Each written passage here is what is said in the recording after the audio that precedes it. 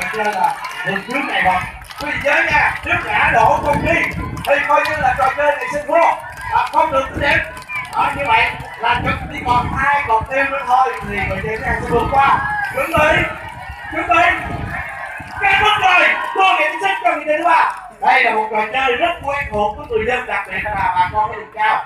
Đây chính là trò chơi đi theo một trò chơi dân gian. Vâng vào đây, phải một sự bình tĩnh để giữ thăng bằng. Vâng vào được trò chơi này. Còn một chút này một cương vị vượt qua. Tôi điểm sức cho người chơi thôi.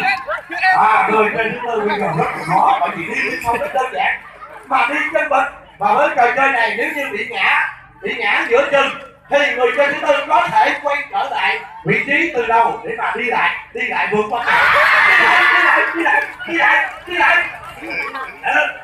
Rồi đi qua. Đây, cố lên,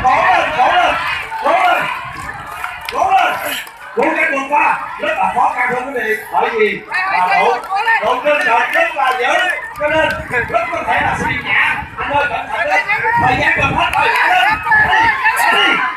Đi, đi qua, lên nhảy sức. Sao? Quay lại, quay gì đó.